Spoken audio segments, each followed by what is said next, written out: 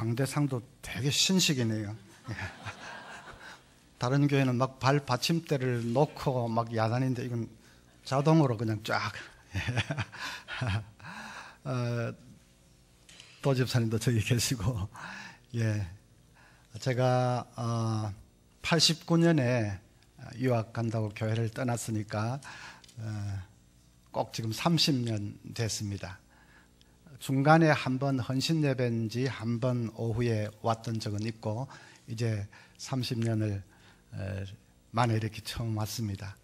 아까 목사님하고 장로님들하고 식사하면서 한 분 한 분 이렇게 이름을 덜먹이고 회상을 하는데 지난날 참 같이 열심으로, 참 부족했지만 그래도 열심으로 주의 교회를 섬기고 사랑하고 좀 뜨겁게 기도했던 그런 것이 생각이 나서 너무 감사하고 좋았습니다.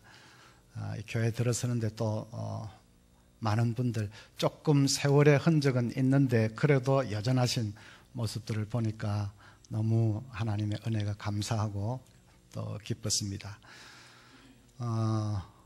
그리고 새로운 분들도 많이 이렇게 교회에 오셔서 우리 부평교회 이제 식구가 되었다는 얘기를 듣고 너무 반갑고 감사합니다. 교회가 하여튼 새롭게 이렇게 발돋움하고 열심으로 전도도 하고 점점 부흥 가도를 달리는 것 같아서 너무나도 감사합니다. 우리 하나님께서 사랑하는 부평교회 모든 성도님들에게 늘 큰 은혜와 또 축복으로 함께 해주시기를 기원합니다. 자, 이전처럼 여전히 센스가 있는지 한번 제가 테스트를 해봐야 될 것 같습니다. 건망증 시리즈, 어느 건망증이 제일 심한지 한번 알아맞혀 보십시오. 건망증 1. 어떤 분이 택시를 잡아 타고 부산역 갑시다 했습니다. 한 10분쯤 가는데 이 사람이 기사를 향해서 아저씨, 그럼 제가 어디로 가자고 했지요? 기사가 화들짝 놀라서 뒤를 돌아보면서 아니, 당신 언제 탔어? 자, 건망증 2. 어떤 사람이 양쪽 볼에 화상을 벌겋게 입어가지고 병원을 찾아왔습니다. 의사가 아이고 왜 그렇게 됐어요? 다리미질을 하고 있는데 전화가 따르릉 와서 그냥 수화기를 든다는 것을 그냥 이 다리미를 갖다 대가지고 의사가 아이고 참 딱하기도 하다. 다른 쪽 볼은 또 왜 그렇게 됐어요? 조금 있다가 또 전화가 와서 건망증 3. 어떤 젊은 부인이 거리를 가는데 순경이 쫓아오더니 아주머니 이러시면 안 됩니다. 그 아줌마가 아니 제가 뭘 어쩌다고 그래요? 지금 이 가슴을 환하게 드러내고 있잖아요. 지금 이러면 경범죄로 체포됩니다. 그 아주머니가 아이고 내 정신 봐라. 애기 젖먹이다가 애기를 버스에 두고 내렸네. 자, 몇 번이 제일 심하지요? 3번입니까? 예. 자, 반응도 좋으시고 센스도 여전히 좋으십니다. 제가 시작하면서 왜 이런 얘기를 하느냐 까먹었습니다. 예. 저도 이제 한 해 한 해 세월이 지나가니까 좀 이 건망증이 자꾸 심해지는 것 같습니다.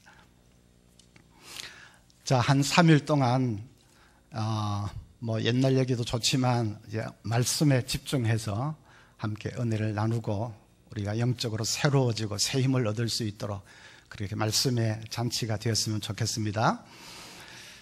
자, 이 말씀은 기도에 관해서 예수님이 비유로 하시는 말씀이지요. 어떤 사람 집에 한밤중에 손님이 찾아왔습니다. 뭘 좀 대접을 해야 되겠는데 아무 준비된 게 없습니다. 그래서 할 수 없이 이 주인이 친구 집, 옆집 친구 집에 가서 문을 두드립니다. 그런데 아무리 두드려도 기척이 없습니다. 너무 늦은 밤이니까 뭐 이미 잠에 골아 떨어진 거죠. 그래도 이 사람이 계속 줄기차게 두들겨 댔다는 것입니다. 그래서 기어코 친구를 깨워서 그래서 손님 대접할 음식을 얻어내었다. 그 얘기를 예수님이 비유를 쭉 말씀하시면서 결론을 이렇게 짓습니다. 내가 너희에게 이르노니 구하라 그러면 너희에게 주실 것이요, 찾으라 그러면 찾을 것이요, 문을 두드리라 그러면 너희에게 열릴 것이라. 열심히 구하고 찾고 두드리는 것이 기도라는 것이죠. 또 그렇게 하면 반드시 응답을 받는다 하는 주님의 말씀입니다. 우리 부평교회는 옛날부터 기도 열심히 하는 그런 교회였는데, 특별히 청년들도 기도 많이 하고 그런 교회였는데, 그래서 기도에 대해서는 잘 경험도 하시고 아시지만, 그래도 오늘 이 말씀 통해서 다시 한번 기도가 뭔가 하는 것을 살펴보십시다. 자, 주님께서 가르쳐 주시는 것, 첫 번째로 기도는 간청하는 것이다. 그것을 가르쳐 주십니다. 자, 친구 집을 찾아가서 문을 두드리는 이 사람이 좀 부드럽게 아주 점잖게 문을 두드렸겠습니까? 여보게, 좀 일어나 보게, 좀 일어나 보라니까 아주 조용히 속삭이듯이 그렇게 문을 두드렸을까요? 아니지요. 그냥 쾅쾅쾅쾅 두드리면서 여보게, 좀 일어나 보게, 빨리 일어나라니까 고함을 질러대었을 것입니다. 한밤중에 왜 그렇게 남의 집에 그 무례하게 고함을 질러댑니까? 어떻게 하든지 그 사람을 깨워야 되니까요. 깨워서 음식을 좀 얻어내야 되니까요. 집에 지금 손님이 와서 기다리고 있는데 어떻게 하든지 그 사람에게서 좀 먹을 것을 얻어내야 되니까요. 그 밤중에 그 집 말고 다른 어디에 가겠습니까? 그래서 그냥 막무가내로 두들겨 대는 것입니다. 뭐 체면이고 위신이고 그런 거 다 내려놓고 그냥 쾅쾅쾅쾅 하고 그냥 막무가내로 그렇게 두들겨 대는 것입니다. 예수님은 그렇게 하는 것이 기도라고 그렇게 말씀하십니다. 그렇게 간청하는 것이 기도라고 하십니다. 막무가내로 그냥 머리를 들이미는 것이 기도라고 말씀하십니다. 8절 끝에 보면 그 간청함을 인하여 일어나 그 요구대로 주리라. 여기 간청이라는 헬라어 원어의 뜻은 뻔뻔하다, 부끄러움을 모른다, 그런 뜻입니다. 그러니까 뻔뻔할 정도로 그냥 머리를 들이미는 것, 부끄러움을 모를 정도로 그냥 그렇게 아주 강청을 하는 것, 그것이 기도라, 그렇게 말씀하십니다.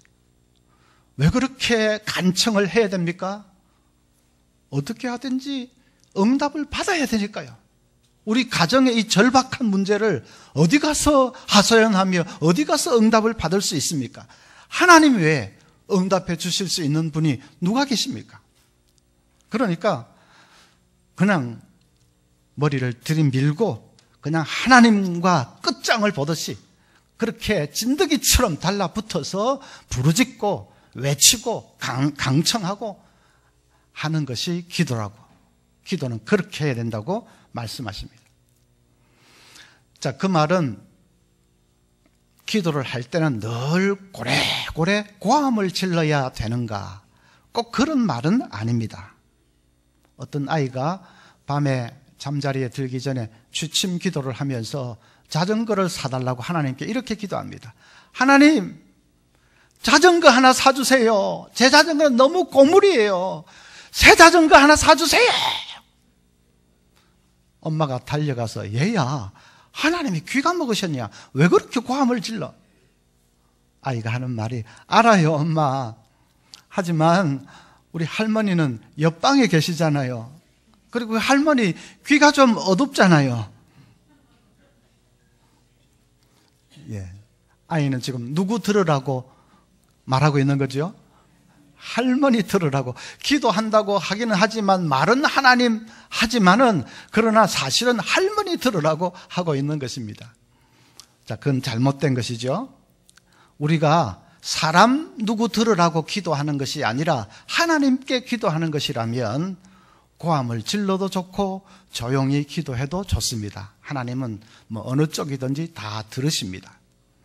그런데 조용히 기도하더라도 마음만은 간절하게 지금 이 비유에 나오는 이 집주인처럼 음식을 얻으러 간 그 사람처럼 마음만은 그냥 간절하게 강청을 하듯이 그렇게 기도를 해야 됩니다. 뭐 너무 이 공적인 예배 자리에서 혼자서 막 고함을 지를 수는 없겠지요.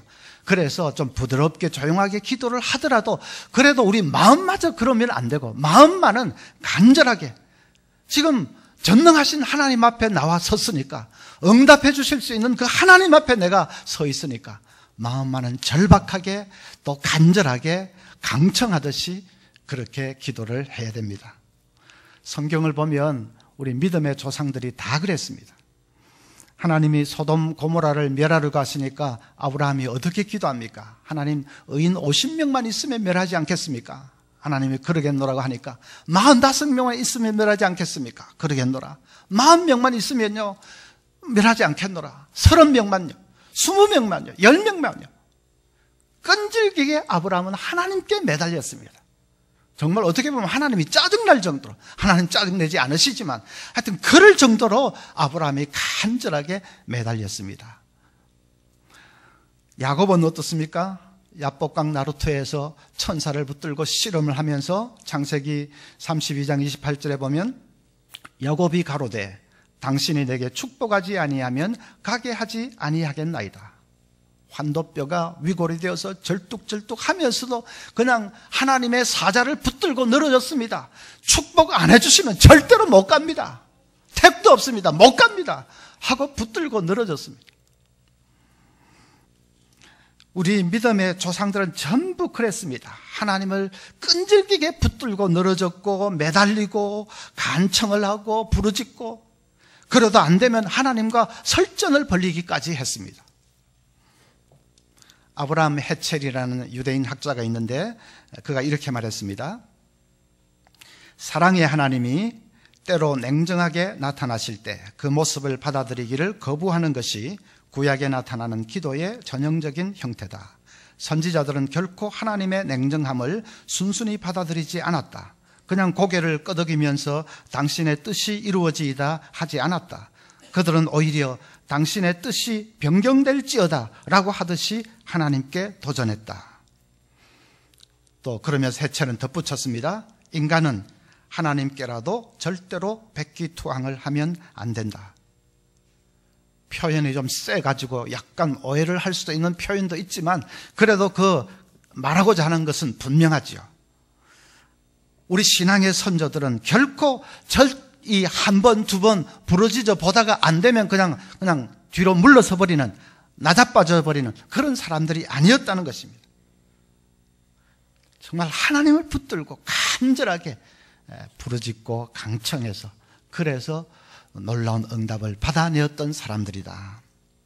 그런 거 보면 우리 기도는 좀 너무 얌전할 때가 많지 않은가 우리 자신들을 돌아보게 됩니다. 너무 점잖 뺄 때가 많지 않은가. 수전 트루스라는 사람, 인권운동을 했던 이 사람은 경제적으로 한창 어려울 때 이렇게 기도를 했습니다. 오 하나님, 당신은 제가 돈이 없다는 것을 아십니다. 당신은 어떤 방법으로든지 저에게 돈을 주실 수 있습니다. 지금 꼭 그렇게 해주세요. 당신이 그렇게 하실 때까지 저는 당신을 조금도 쉬지 못하게 할 거예요. 하나님, 내 기도를 들어주실 때까지, 경제적인 문제 해결해 주실 때까지 저는 하나님 조금도 쉬지 못하게 할 겁니다. 계속 징징댈 겁니다. 계속 붙들고 늘어질 겁니다. 그렇게 매달렸다는 것입니다. 그것이 성경이 가르쳐주는 기도입니다. 이 주병진 씨는 개그계의 신사로 통하는 사람이고 사업적으로도 성공한 분이었습니다. 그런데 이 주병진 씨가 뜻밖에도 자기 벤츠 승용차 안에서 여대생을 성폭행했다 하는 그런 혐의를 쓰고 검찰에 고소를 당했습니다. 그분은 그런 일을 하지 않았는데 이 자해 공갈단에게 걸린 것입니다. 그런데 그런 일은 뭐 실제로 했든 안 했든 일단 소문이 나면 일파만파로 퍼져가게 돼 있지 않습니까? 소문이 SNS를 통해서 계속 퍼져나가고 자기 회사의 주가가 폭락을 하고 하니까 이 주병진 씨가 뭐 결백을 밝히는 건 참 차츰차츰 밝히더라도 어쨌든 좀 빨리 수습을 해야 되겠다 하는 생각에 그 생각을 좀 잘못한 거죠. 하여튼 그 생각에 돈을 주고 그 공갈단하고 합의를 했습니다.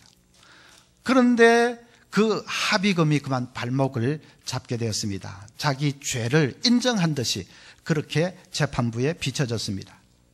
더군다나 이 피해자라는 여성하고 공범 두 사람은 어떻게나 치밀하게 입을 딱 맞추어 놨든지 그냥 그 결백을 증명할 도리가 없고 빠져나갈 구멍이 없도록 그렇게 사건을 딱 꾸며 놓았습니다.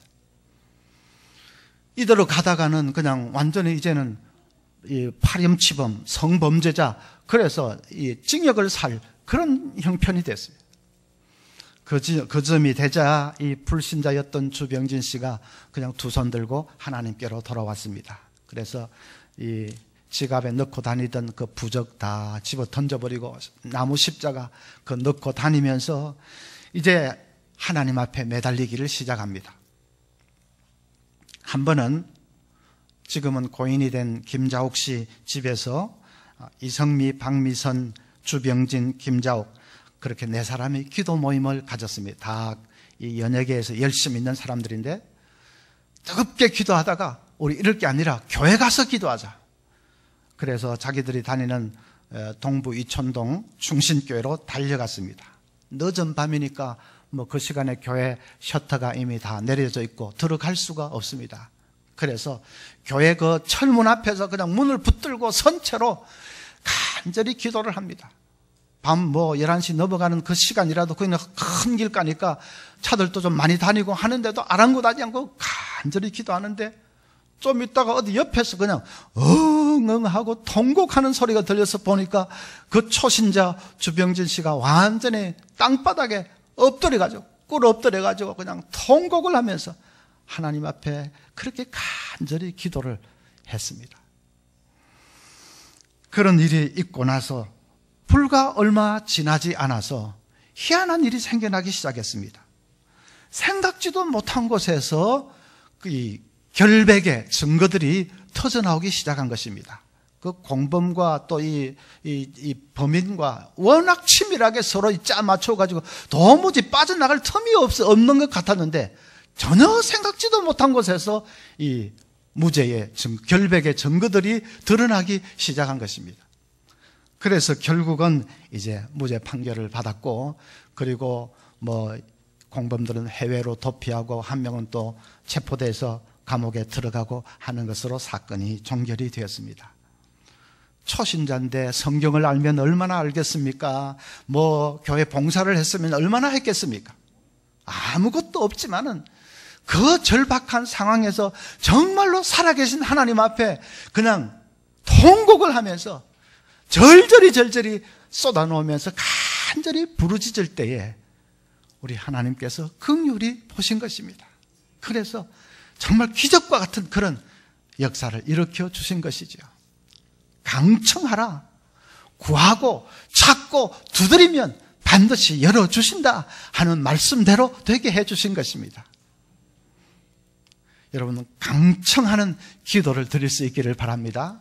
기도하면서 점잠 빼시면 안 됩니다. 체면 차리고 그게 아니고 정말 진드기처럼 하나님 앞에 달라붙어서 머리를 들이밀듯이 아까 강청 단어가 뻔뻔함, 부끄러움을 모름 그런 뜻이라고 했지요. 하나님 앞에서 정말 자식이 아버지 앞에 무슨 부끄러움이 있고 그런 게 있겠습니까? 막 매달리듯이 우리도 그렇게 강청하는 기도를 드릴 수 있어야 됩니다. 요즘은 딸이 아주 대세인 그런 시대니까 어떤 권사님이 제게 오더니 목사님 며느리가 임신을 했는데 지금 5개월인데 지금 딸 달라고 기도해도 됩니까? 그렇게 물으십니다. 임신 5개월인데 그러면 뱃속에서 아들이든 딸이든 이미 결정되어 있지 않겠습니까? 잘 보면 보일지도 모릅니다. 그런데 지금 와서 딸 달라고, 딸이 되게 해달라고 기도하면 됩니까? 안 됩니까? 묻는데 여러분은 어떻습니까? 예, 대답하기 곤란하면 적당히 웃으면서 넘어가면 됩니다. 예. 그래도 기도해야 된다 하면 좀 그렇지요. 지금 이미 뱃속에 결정돼 있는데 그러면 아들이 기도한다고 딸로 확 바뀔 것도 아닐 것 같고, 또 그런 문제는 기도하면 안 된다라고 말하면 또 좀 믿음이 없는 것 같고, 그래서 사실 대답하기 곤란한 쉽지 않은 질문입니다. 그런데 그걸 어렵게 생각하는 이유는 이 시간 개념을 자꾸 우리가 인간적인 시간, 우리 인간의 시간 개념으로 생각하기 때문에 그렇습니다. 우리가 생각하는 시간, 또 우리가 속해서 살고 있는 시간은 일직선이죠. 과거가 있고 현재가 있고 미래가 있고 쭉 직선으로 흘러가죠. 그리고 한번 흘러간 시간은 다시는 돌이킬 수 없지요. 그러니까 지금 내가 기도하는 것은 현재고, 그 다음에 딸이든 아들이든 뱃속에서 딱 착상이 된 것은 과거고, 그러니까 현재가 과거를 바꿀 수는 없지 않습니까? 현재가 혹시 미래에 영향을 미칠 수는 있을지 몰라도 현재가 과거에 영향을 미치고 과거를 바꿀 수는 없지 않습니까? 그런데 그렇게 생각하는 것은 우리의 시간관념입니다. 우리의 시간관념이고, 하나님은 다르십니다. 하나님은 시간을 만드신 분이시고 하나님은 시간을 초월해 계신 분이십니다. 그래서 하나님에게는 과거, 현재, 미래 이런 게 따로 없습니다. 하나님은 동시에 다 계십니다.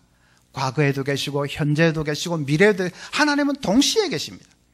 지금 제가 공간을 지금 여기 계신 우리 성도님들 보면서 또 동시에 이쪽에 계신 성도님들 동시에 볼 수 있듯이, 공간을 그렇게 할 수 있듯이 하나님은 시간도 과거, 현재, 미래에 하나님 동시에 다 계십니다.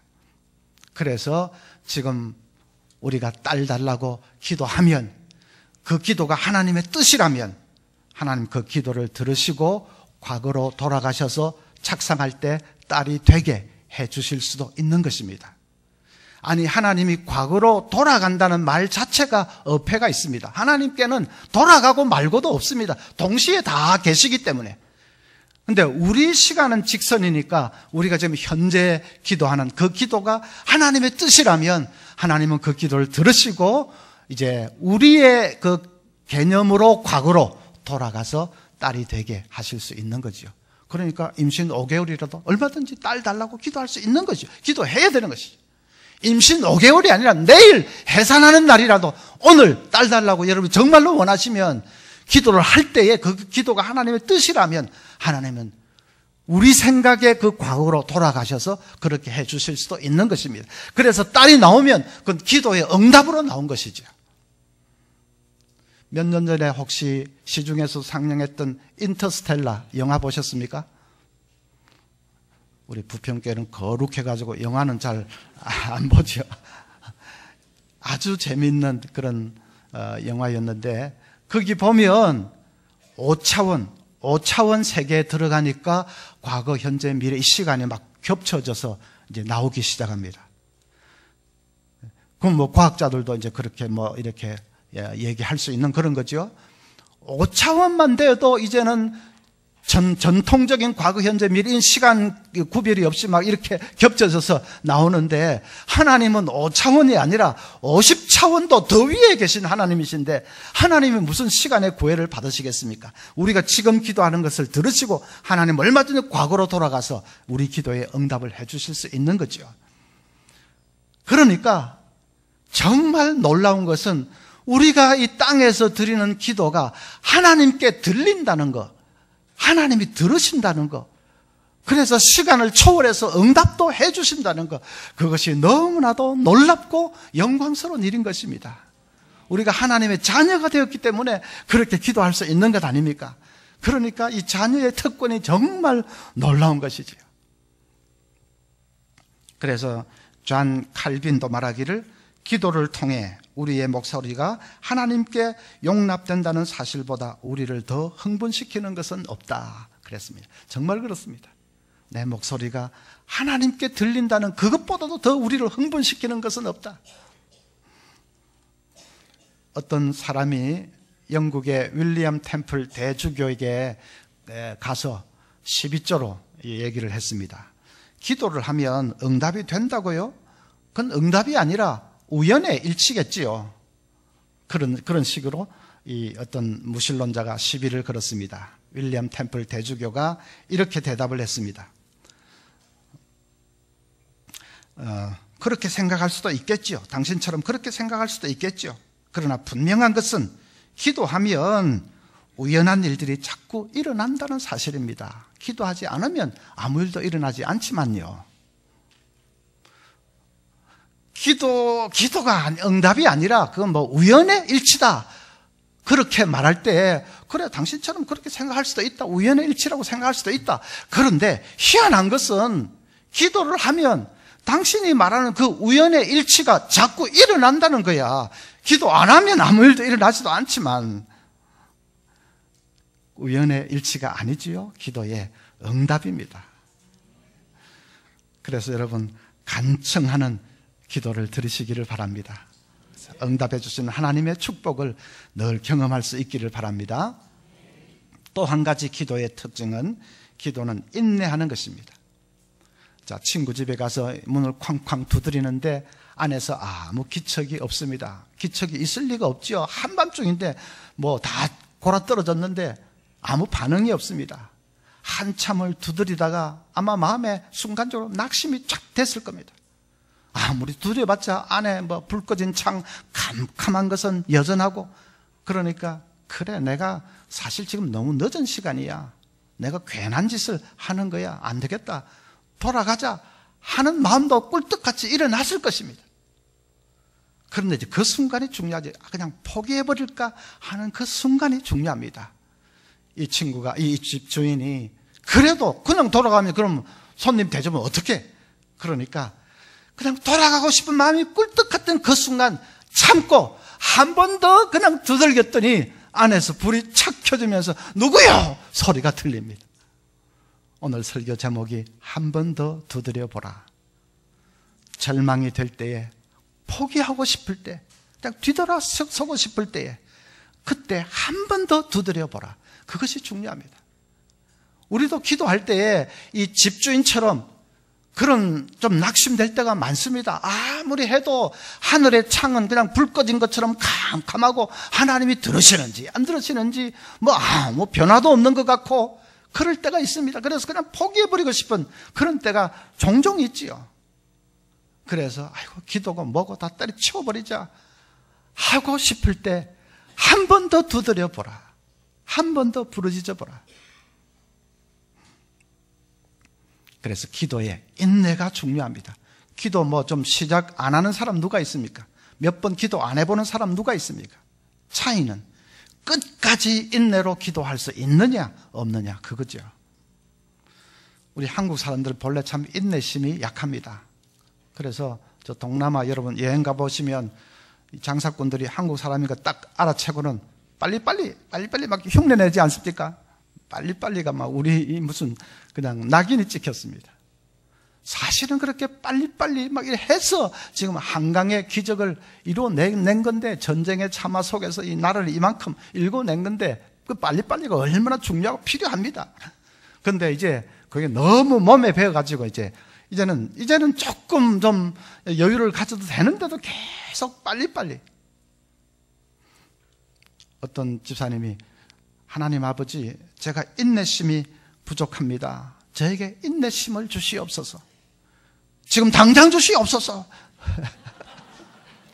인내심 달라고 기도하며 지금 당장 주시옵소서. 이런 의문이 아마 드는 분도 계실 겁니다. 하나님은 왜 빨리 좀 응답해 주시면 어디가 덧나나? 왜 하나님은 빨리 응답해 주시지는 않고 우리 보고는 인내로 계속 기도하라고만 하시고 왜 그러시나? 좀 심술궂은 하나님이신가? 좀 빨리 응답해 주시면 되지 않나 하는 그런 의문을 가지는 분이 계시죠. 다니엘서 10장을 보면 다니엘이 큰 전쟁에 관한 환상을 보았습니다. 그런데 그게 구체적으로 무슨 의미인지 몰라서 너무나 답답해졌습니다. 그래서 그 환상의 의미를 깨우쳐 달라고 간절히 기도를 했는데 아무 응답이 없습니다. 그래서 마음이 너무 슬프고 무겁고, 그런데 석주가 지났는데 온몸에서 빛이 나는 천사가 나타나서 이제 다니엘에게 얘기를 합니다. 다니엘의 그 기도를 듣는 순간에 응답해 주기 위해서 길을 나섰는데 도중에 바사국 왕이 막았다. 바사국 왕은 사탄의 세력을 가리킵니다. 그래서 싸우면서 도중에 지체가 되었는데 천사장 미가엘이 와서 도와주어서 이제 여기 오게 되었다고 하면서 이제 다니엘이 기도했던 전쟁의 환상의 의미에 대해서 설명을 해주는데, 다니엘은 그 설명이 귀에 들어오는 것이 아니라 충격을 받았습니다. 자기는 너무 그 환상이 그 뜻이 답답해가지고 어떻게 보면 좀 무심코 기도했는데, 자기 기도 때문에 천상에서는 복잡한 일이 벌어지고 있었던 것입니다. 자기 기도를 응답해 주기 위해서 그 하나님께서는 자기가 생각도 못하고 있는 일을 열심히 다루고 계셨던 것입니다. 문제를 처리하고 계셨던 것입니다. 기도에 응답해 주기 위해서. 그래서 그 모든 것이 다 이제 해결이 되고 나서 다니엘 앞에 나타났다 하는 이 얘기를 듣고 다니엘이 충격을 받았습니다.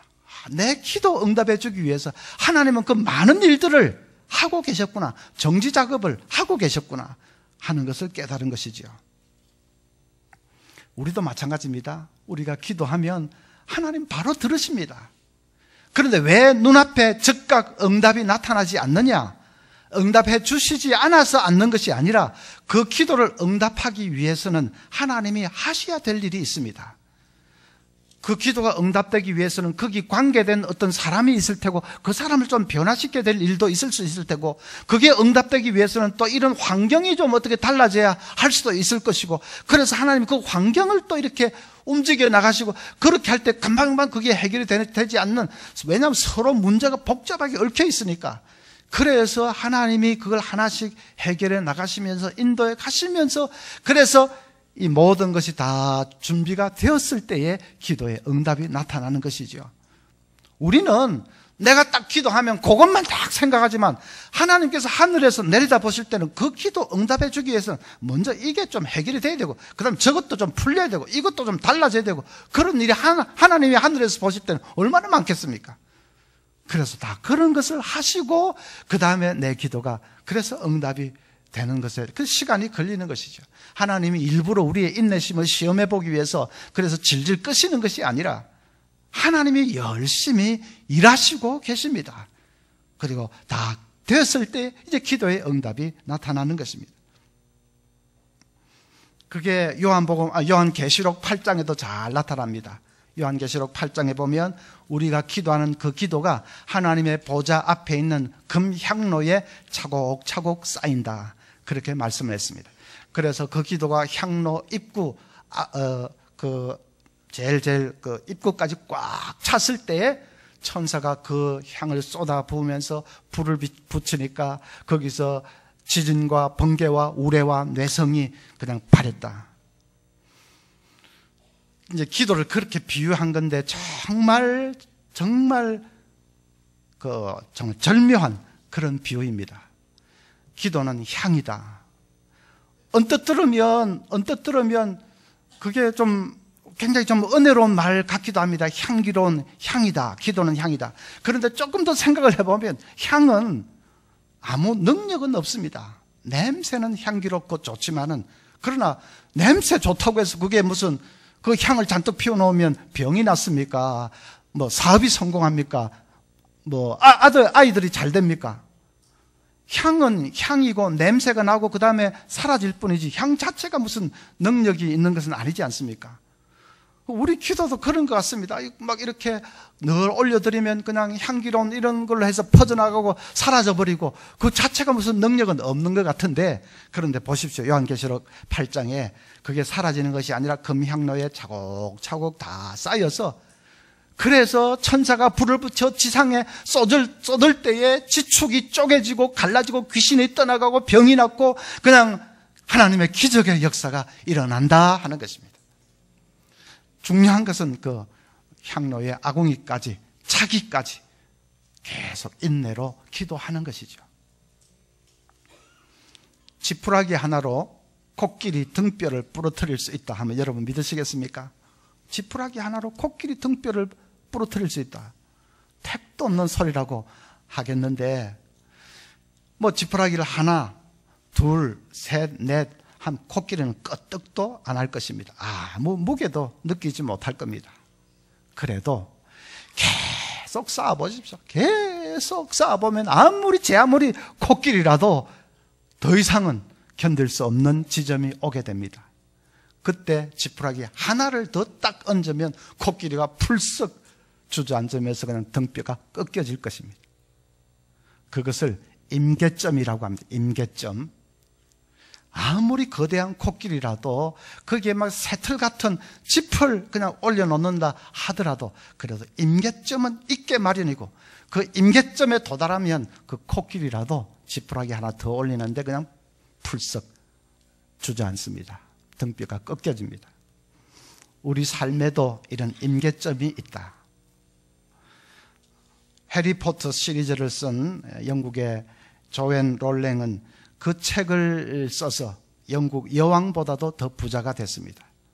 그런데 처음에 해리포터를 출간할 때에 출판사들이 다 거절을 했습니다. 그도 그럴 것이 그냥 아기를 유모차에 태워서 이렇게 끌고 와서 무슨 원고를 내미는 아무 이름도 없는 무명의 아줌마 작가의 그 무슨 이 책을 누가 출판을 해주겠습니까? 출판사들이 다 빠꾸를 시켰어요. 12번 갔는데 전부 12번 다 빠꾸를 당했습니다. 13번째 출판사에 이렇게 내민 그것을 그 출판사가 출판을 해준 것이고 그것이 그야말로 대박이 터진 것이죠. 우리 같으면 12번쯤 계속 안 된다 하면 아마 포기하지 않겠습니까? 그래, 나 같은 게 무슨 책을 낸다고. 집에서 애나 키워야지 뭐 이런 식으로 포기하지 않겠습니까? 그런데 이 조앤 롤랑은 12번, 그다음에 13번째 포기하지 않고 한 번 더 진짜 두드린 것입니다. 근데 그 12번이 임계점이었습니다. 한 번 더 가는데 거기서 그만 코끼리 등뼈가 아니라 그냥 대박이 터진 것이죠. 우리 기도에도 임계점이 있습니다. 임계점이 있습니다. 기도가 항아리 이 꼭대기까지 꽉 차는 시점, 그래서 불을 붙여 지상에 팍 쏟는 그 시점이 있습니다. 그때까지 인내로 기도하는 것입니다. 그 인내는 무조건 앞으로 뭐 어떻게 될지 모르는데 그냥 무조건 기다리는 것이 아니라 하나님께서 지금 일하고 계신다. 내가 알지 못하는 복잡한 일들을 내 기도에 응답해 주기 위해서 하나님은 하늘에서 복잡한 일들을 처리하고 계신다. 그 다니엘서 10장 말씀처럼 우리가 그것을 믿기 때문에 그냥 무작정 기다리는 것이 아니고 언젠가는 하나님이 기도의 이 항아리의 입구까지 차면 하나님이 응답해 주실 것을 믿고 그래서 기쁨으로 믿음으로 인내하면서 기도하는 것입니다. 분명한 것은 하나님이 이제 응답해 주실 때는 순식간에 응답해 주십니다. 딱 이제 때가 되어서 응답해 주실 때는 그때는 시간이 걸리지 않고 순식간에 응답해 주십니다. 그래서 어느 날 갑자기 남편이 다음 일요일부터 교회 갈게 그럽니다. 평생을 예수 안 믿던 사람이 갑자기 막 다음 일요일부터 교회 갈게. 그건 갑자기는 아니죠. 그동안 계속 기도가 쌓인 거지요. 그런데 딱 응답이 될 때는 그냥 갑자기 다음 주일 교회 갈게. 그렇게도 안 되던 사업이 갑자기 그냥 확 펴이기 시작합니다. 어디 막 또 갑자기 도로가 난다, 뭐 어쩐다 하면서 그냥 갑자기 사업이 확 일어나기 시작합니다. 마흔이 넘도록 시집을 못 보내가지고 그냥 애를 태우는 부모, 애를 태우는 그 딸아이가 어느 날 갑자기 그냥 막 신랑감에 짠 하고 진짜 나타나서 그래서 결혼을 합니다. 여기 괴정 넘어가는 쪽에 어느 목사님 집에 딸이 꼭 그렇게 했습니다. 올해 옛날 일이긴 한데 근데 그 딸이 아마 40은 넘었을 겁니다. 시집을 못 가고 그래 있었는데 어떤 미국 청년이 배낭을 하나 메고 전 세계 일주를 배낭 여행을 하면서 돌아다니는 청년이 이 부산역에 떨어졌습니다.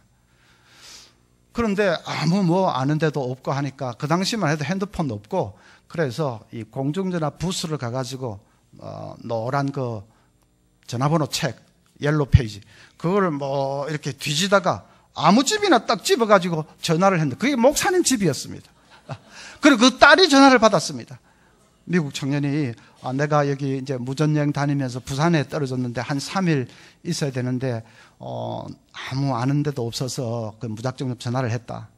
그 딸이 그러면 마침 내가 시간이 있는데 그러면 뭐 내가 안내를 해주겠다.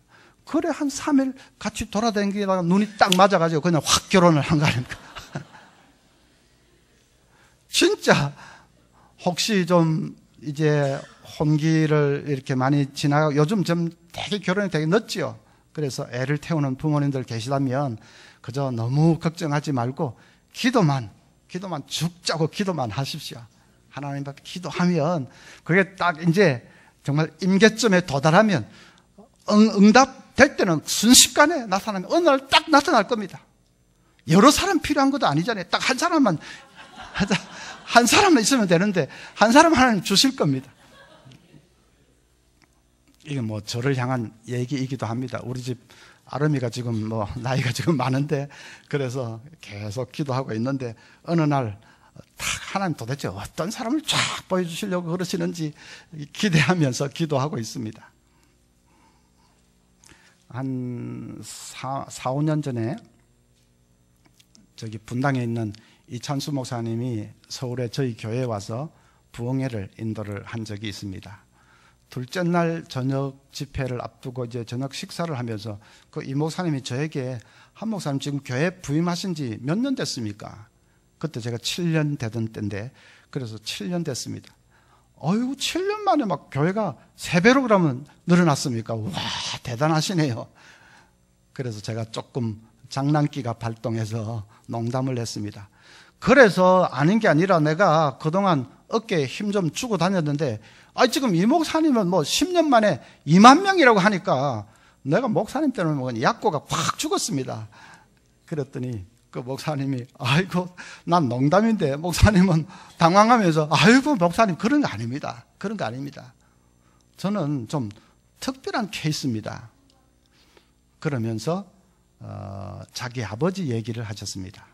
자기 아버지도 목사님이셨는데 그런데 그 이찬수 목사님 아버지도 목사님이셨는데 말을 많이 더듬으셨다고 합니다. 보통 더듬는 게 아니라 좀 심하게 더듬습니다. 목사가 말을 더듬으니까 설교가 됩니까? 뭐 무슨 기도회를 인도를 할 수가 있겠습니까? 그러니 조그만 시골 교회 교인들 뭐 한 5, 6명 될까만 그런 교회에서 목회를 하면서 엄청나게 고생을 하셨습니다. 그 목사님이 그래서 기도를 많이 하셨답니다. 뭐 설교도 참 힘들고 하니까 기도를 많이 하는데 교인들은 몇 가정 안 되니까 그 기도하면 얼마 시간 이제 안 걸리고 그래서 자기 자식들을 위해서 기도를 엄청나게 했습니다.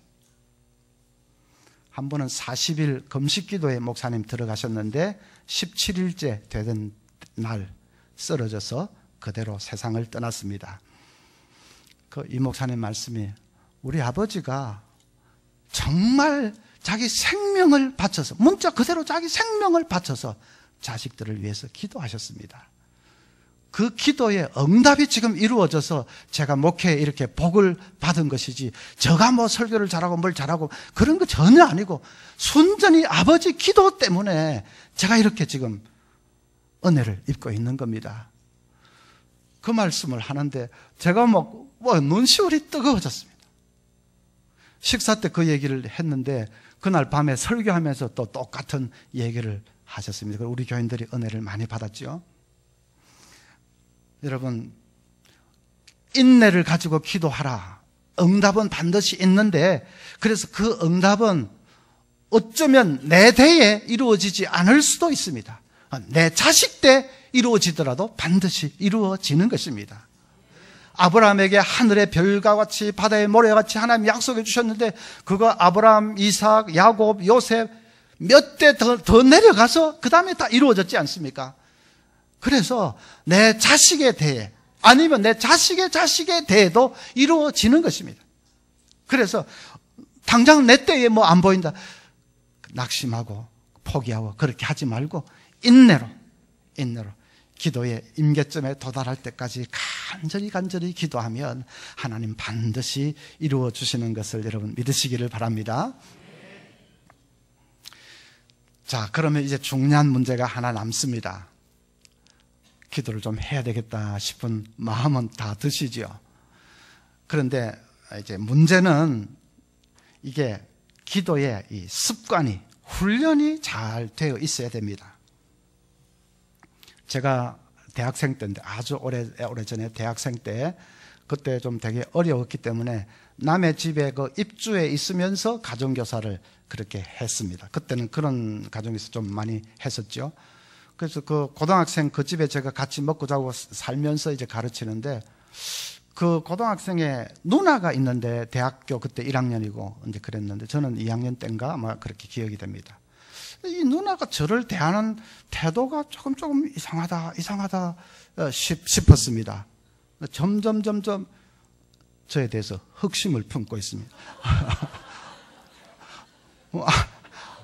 안 믿으시는 눈치인데, 아니, 옛날에는 제가 잘 나갔습니다.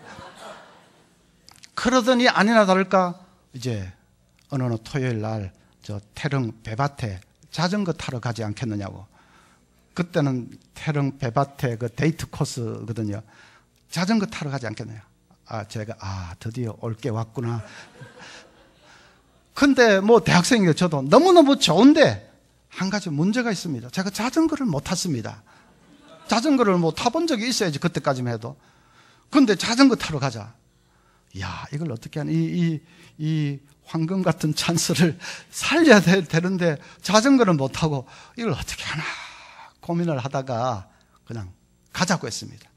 까짓거 뭐 자전거 넘어지려고 하면 빨리 확 저으면 되겠지 싶어가지고, 내가 운동신경이 없는 것도 아니고 그냥 그래 하면 될 거야. 가자고 했습니다. 5월 달쯤인 것으로 기억이 나는데, 아주 눈부신 그런 봄날에 이제 가슴 두근거리면서 태릉 배밭에 데이트를 갔습니다. 자전거 타러 갔습니다. 어떻게 됐을까요?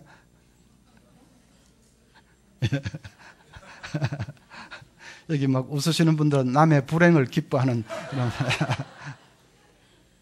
그냥 이리 쥐어받고 저리 쥐어받고 개골창에 처박히고, 그냥 인간으로서는 차마 못할 짓을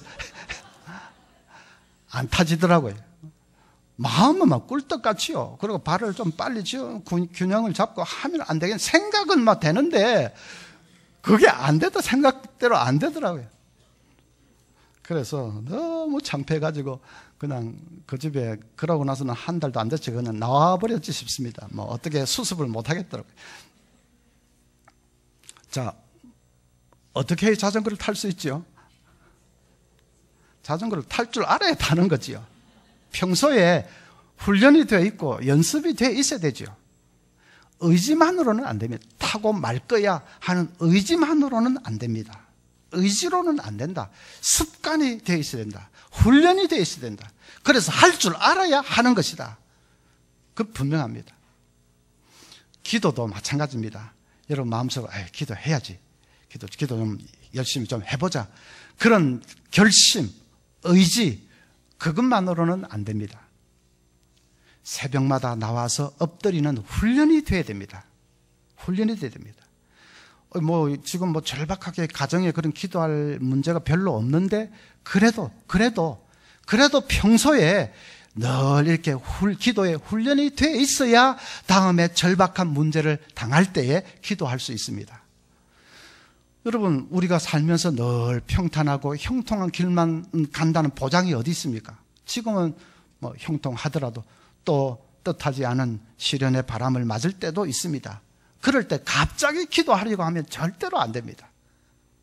우리 교육자들이 보면 좀 답답한 집사람들이 있습니다.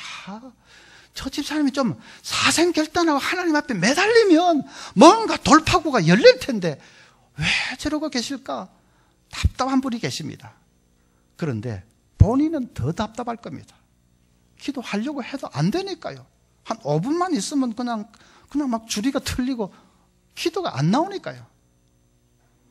요즘 그 초보 운전 표시하는 그 스티커도 옛날에는 막 병아리 그려놓고 초보, 왕초보 막 이렇게 했는데, 이제 그런 말들은 이제 아주 옛날이고 요즘 아주 재미있게 많이 붙여놨습니다.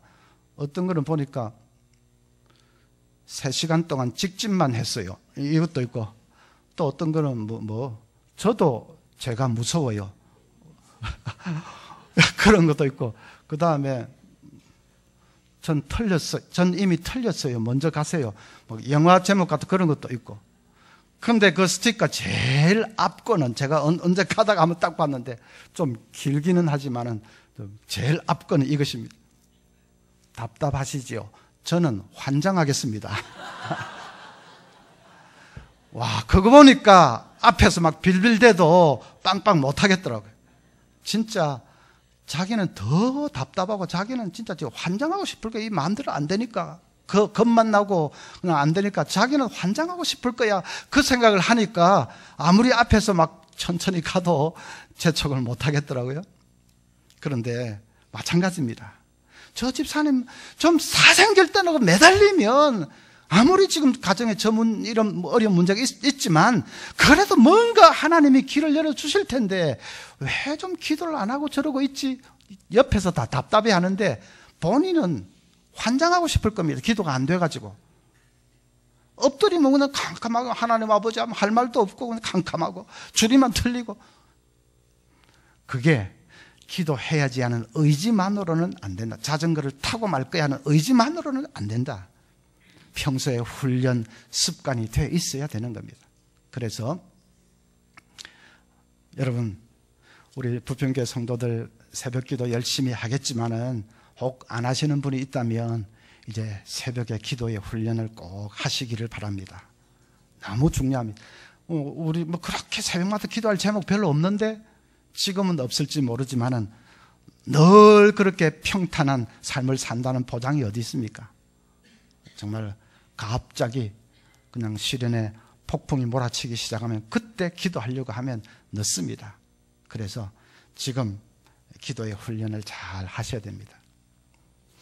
자, 새벽에 새벽 잘 기도하기 위해서는 이제 두 가지 딱 명심을 해야 되는데, 첫째는 뭘까요? 새벽 기도 잘 나오기 위해서는 기본 눈치는 옛날부터 다 있었습니다. 우리 부평교사들 밤에 일찍 자야 되겠죠. 밤에 연속극 볼 거 다 보고 그냥 11시, 12시 이렇게 하면서 새벽 기도 하겠다는 것은 거짓말입니다. 사람의 체력은 한계가 있기 때문에 그래서 절대로 그렇게 할 수가 없습니다. 그래서 새벽 기도 너무 중요하다. 평소에 기도 훈련 너무 중요하다. 그래, 기도해야 되겠다 하면 첫째는 밤에 지금보다는 한 2시간 일찍 잠자리에 드셔야 됩니다. 그 다음에 두 번째, 새벽 기도 해야 되겠다 할 때 제일 명심해야 될 거, 대부분 이렇게 하면 하겠습니다. 그런데 다음 주 월요일부터 하겠습니다. 이번 달은 3월달 거의 다 됐으니까 이제 4월 1일부터 아주 산뜻한 마음으로 하겠습니다. 그러면 100% 못합니다. 다음 주부터, 다음 달부터, 내년 되면 시간도 좀 날 것 같고 내년부터 하겠습니다. 그러면 100% 못합니다. 사탄은 절대로 하지 말라고 하지 않습니다. 기도 좋지, 해야지. 근데 지금 이제 수요일이잖아. 다음 월요일부터, 4월 1일부터, 다음에. 사탄은 늘 그렇게. 다음 마귀지요. 마귀 중에서 제일 간교한 놈이 다음 마귀. 그렇게만 속삭이면 거의 다 넘어가기 때문에, 그래, 다음 주일부터. 그리고 며칠 지나면서 그냥 완전히 없던 일로 되는 것이죠. 10가지 재앙 중에 이 메뚜기, 개구리 재앙이 있습니다. 개구리가 막 온 애국 사람들 식탁이며 침대며 거실이며 막 버글버글 하니까 악취가 나고 시끄럽고 악취가 나고 하니까 바로도 두 손 바짝 들었습니다. 너 이스라엘 사람들 이제 가도 좋다. 모세가 좀 의기양양해가지고 그러면 저 많은 개구리들을 언제 치워드릴까요? 물었습니다. 바로가 뭐라고 대답했는지 아십니까? 좀 이 출애굽기 자세히 읽어봐야 되는데, 저 개구리들 언제 다 없애드릴까요? 그러니까 바로가 내일 했습니다. 그 이상한 사람이죠. 개구리 때문에 그냥 1시간도 그냥 같이 못 살겠는데 이왕 이제 이스라엘 백성을 내보내게 했으면 언제 치워드릴까? 지금 당장 이래야죠. 지금 당장 꼴도 보기 싫은 개구리 떼들 다 없애라. 그렇게 해야죠. 그런데 내일. 그래서 미국의 어느 유명한 목사님이 그 본문을 가지고 설교를 하면서 설교 제목을 이렇게 잡았습니다. 개구리들과 하룻밤 더. 이렇게.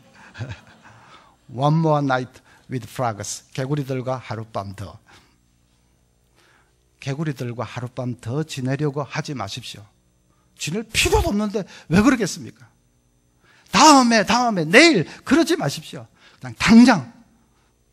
그래서 새벽에 여러분 꼭 엎드리는 이런 훈련을 이제 쌓기 위해서는 당장 내일부터, 내일은 부흥회니까 뭐 다 나오시겠지만은 그래도 이제 당장 내일부터 새벽 기도 달려 나오실 수 있기를 바랍니다. 너무 중요합니다. 여러분, 조 프레이즈인가 유명한 권투 선수가 그런 말 했는데, 챔피언은 링에서 결정되는 것이 아니다. 링에서는 다만 인정받을 뿐이다. 그렇게 말했습니다. 챔피언은 링에서 결정되는 것이 아니고 링에서는 인정받을 뿐이다. 그럼 챔피언은 어디서 결정되는 것입니까? 평소에 시합하기 전에 평소에 어떤 연습장에서 땀을 흘리면서 샌드백을 그냥 두들겨 치고 스파링 파트너와 그냥 타면서 그냥 땀을 쏟으면서 죽자고 연습하는 거기에서 챔피언은 벌써 결정된 것입니다. 연습하는 그 과정에서 챔피언은 이미 탄생한 것입니다. 링에서는 그것을 만인 앞에서 인정받는 것일 뿐입니다. 링 위에서 비로소 챔피언이 결정되는 게 아닙니다. 챔피언은 미리 다 결정이 됐습니다. 그 피땀 흘리는 연습의 과정에서 이미 결정이 된 것입니다. 그리고 나중에 인정받을 뿐입니다. 마찬가지입니다. 우리가 살아가면서 가정에 큰 풍파를 만나고 어려움을 당하고 그렇게 할 때 부르짖는 그것은 그때 부르짖는 것이 아니라 평소에 부르짖는 그 부르짖음 가운데 승패는 이미 결정된 것입니다. 그래서 여러분 꼭 이제 기도의 훈련을 잘 쌓아서 참 인생의 고비를 당할 때 승리할 수 있는 우리 성도님들 되시기를 바랍니다.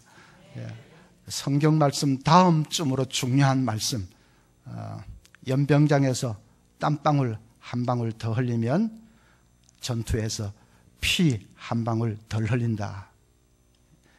연병장에서 땀방울을 한 방울 더 흘리면 실제로 전쟁이 벌어졌을 때 피 한 방울 덜 흘릴 수 있다. 그게 사실. 그만큼 훈련이 중요하다 하는 것이죠. 메리큐스 마네라는 부인이 있는데 남편이 부도를 내고 어디론가 잠적을 해버렸습니다. 부인과 아이들 몇만이 남았는데, 그런데 그 아이들 중에 또 한 놈은 그냥 문방구에서 뭘 훔치다가 잡혀가지고 경찰서에 그냥 끌려가서 그냥 호출을 당하고 그런 일마저 있었습니다. 살아갈 일이 막막하고 다 거리로 내몰리다시피 이래 됐는데 아이마저 그러고 이 부인이 도무지 어떻게 애들 데리고 살아갈 그런 용기도 없고 자신도 없어졌습니다. 그냥 막 깨끗이 동반해서 죽자. 그래서 애들을 재우고 방 안에 가스를 틀었습니다. 가스가 점점 번져가는데 정신이 몽롱해집니다. 그런데 창밖에서 창문을 타고 어디 이웃집에서 부르는지 찬송 소리가 들려옵니다. 내 모든 시험 무거운 짐을 주 예수 앞에 아뢰이면 근심에 쌓인 날 돌아보사 내 근심 모두 맡으시네. 희미하게 찬송소리가 들려옵니다. 이 부인이 정신이 번쩍 들었습니다. 그래, 내가 죽을 생각은 하면서 왜 기도할 생각은 하지 못했을까? 그게 그냥 뇌리를 탁 쳤습니다. 그래서 있는 힘을 다해서 아이들을 밖으로 밀쳐내고 가스를 잠그고 문을 활짝 열고, 그리고 자기는 방 한가운데 무릎을 꿇고 정말 얼마만에 기도를 해보는지 하나님 앞에 기도를 하기 시작합니다. 눈물이 왈칵 쏟아졌습니다. 울면서 그렇게 기도를 했는데 얼마나 뭐 1시간쯤 기도했을까? 마음속에서 희한하게 그냥 잔잔한 용기가 샘솟기 시작합니다. 그래, 처음부터 다시 한번 시작해보자. 뭐 누가 옆에서 그런 말 해주는 것도 아닌데 그냥 그렇게 절망해서 죽으려고 하던 사람 속에서 도저히 믿을 수 없는, 한번 처음부터 다시 시작해보자 하는 그런 용기가 샘솟아나기를 시작합니다. 그래서 애들을 추스리고 해서 시골에 내려가서 폐가를 하나 얻어가지고 이렇게 좀 손을 보고 이제 그곳에서 새 삶을 꾸려가기 시작합니다. 여전히 사는 것은 어려웠습니다. 고생스러운 나날들이었지만은 그래도 자녀들을 생각하면서 꿋꿋이 버텨냈습니다. 또 죽을 각오를 하니까 못 넘을 산도 없었습니다. 마침내 그 부인이 기적처럼 재기를 했습니다. 자녀들이 훗날에 다 잘 되고 그 가정이 다시금 회복이 되었습니다. 그 메리큐스 마네가 자기 자서전처럼 쓴 책 제목이 근심이여 안녕, 근심이여 안녕 하는 책인데, 그 마지막 부분에서 그 부인이 이런 말을 했습니다. 죽을 수 있는 용기를 가진 자들이여, 하나님께 기도할 수 있는 용기로 바꾸어 보십시오. 100번의 탄식보다 한 번의 기도가 당신에게 기적을 가져다 줄 것입니다. 100번의 절망보다 한 번의 믿음이 당신의 운명을 바꾸어 줄 것입니다. 여러분, 이 성경 말씀은 아니지만 그래도 이 말을 기억을 해 보십시오. 가정에 어려운 문제가 있으십니까? 아무에게도 말 못할 그런 정말 가슴 아픈 그런 문제가 있습니까? 100번의 탄식보다도 한 번의 기도가 당신에게 기적을 가져다 줄 것입니다. 100번의 절망보다도 한 번의 믿음이 당신의 운명을 바꾸어 줄 것입니다. 포기하지 말고, 여러분, 문을 두드리되 한 번 더 두드려 보십시오. 그냥 손 놓고 돌아가고 싶을 때에, 포기하고 싶을 때, 그때 한 번 더 두드려 보십시오. 우리 긍휼이 많으신 아버지께서 손을 내밀어 여러분 붙들어 주시고, 그리고 놀라운 기적의 역사로, 회복의 역사로 함께 해 주실 것입니다. 제가 76년도에 이제 신학교 입학을 하면서 부평교회 전도사로 부임을 했습니다. 그러니까 25살, 나이도 어리고, 그 다음에 그냥 일반 대학 공부를 하고 신학교에 했으니까 뭐 신학을 압니까? 교회를 잘 압니까? 아무것도, 교역자가 어떻게 하는 건지도 모르고, 그렇게 해서 이제 전도사로 이렇게 부임을 했는데, 그러니까 뭐 기도할 것밖에 없지요. 그때는 우리 부평교회 건물이 일제시대 때 있었던 그런 목조로 된 2층 건물이었습니다. 그때 일제시대 병원으로 사용했다, 그런 얘기를 제가 들었는데, 목조 건물. 그래서 2층 본당이 마룻바닥입니다. 새벽 기도 예배 드리고 나면 기도할 때는 다 마룻바닥에 이렇게 꿇어 엎드려서 기도를 하는데, 한 30분, 40분 지나가면 교인들 다 가고 나면 이제 저하고 서장로님만 남습니다. 그러면 장로님도 기도가 그냥 교인들이 있을 때는 조용조용히 이렇게 하다가 다 가고 나면 기도가 한 옥타브 높아지고, 저도 한 옥타브 높아지고, 아무도 없으니까.